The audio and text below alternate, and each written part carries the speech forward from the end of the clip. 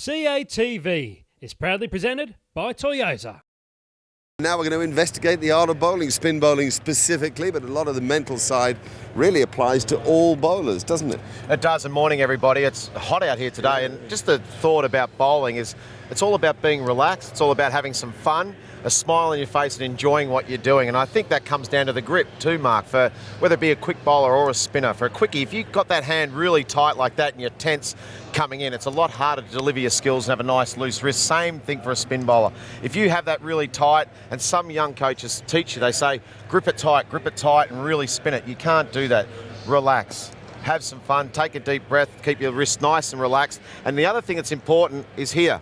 You don't want that ball right back in there on your grip because you can't get leverage or any spin. You've got to get that ball out there, nice and relaxed with your hands, and then you can actually give it a rip. All right. Tell us a bit about the theatre of what you did, because your approach began about where that cut strip is there, and then you would almost walk to the wicket, deliver the ball, follow through, and nearly always stare at your opponent.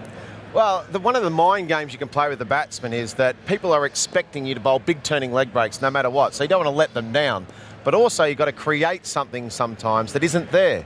So create this big theatre. So for me, when I stood here at the top of my mark, here was about, okay, what am I actually going to bowl? I'm going to stand here at the top of my mark. I'm going to look around with my field. I know the batsman I've got, but now I'm going to just spin the ball and have a look at him, just eyeball each other. So it's now down to him and I. So in this case, we've got Michael Vaughan down there. I'm just looking at Michael Vaughan. I'm thinking, okay, I've got my plans to him.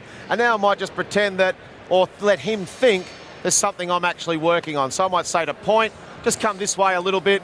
Yep, okay, look around here, mid-wicket, a little bit straighter.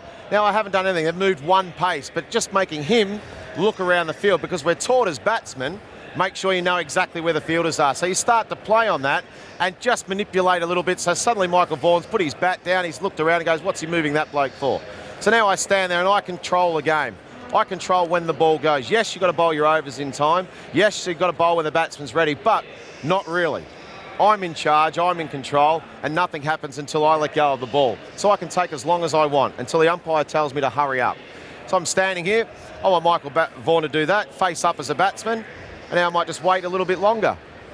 He can pull away, start to get irritated or frustrated if he wants, but I'm ready now, so I'm going to bowl the ball. I'm clear in my mind, I come in, I have a nice walk, build up a bit of momentum, and then bowl the ball.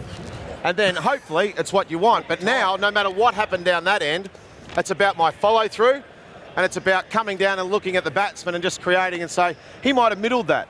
He might have hit that straight in the middle of the bat and gone, okay, I played that pretty well. But now I'm thinking, okay, what am I doing next? And I might just start eyeballing Michael Vaughan. You don't have to say something. I might if I want to. If I don't like the look on his face, I don't like what he's doing. Someone might be making a bit of a sound there. He might have a little silly smirk on his face like that. I say, what are you smiling at? So he's done nothing wrong except middle the ball. But suddenly I'm engaging and saying, look, he's already starting to get irritated. Right. So now suddenly I'm in control, I'm in charge of the game. Right, we've got Michael Vaughan batting, Ian Healy keeping, and Mark Taylor, captain at slip, who has something to offer. Yeah, Warnie, I'm interested to know. I think a lot of kids out there would want to know, when you're actually bowling the ball, what are you looking at? Are you looking at Warnie? Or you're looking at a pitch, and what's actually going through your mind? Where you want to land it, how you want to bowl it, what are you thinking about as you're actually bowling the ball? Yeah, no, it's a good question for everyone out there. We're taught as kids, put a spot on the wicket, look at a spot on the wicket and try and hit it. I think that's very, very hard to look at a spot this little big and try and hit the ball there. So what I always thought was, what shot do I want the batsman playing?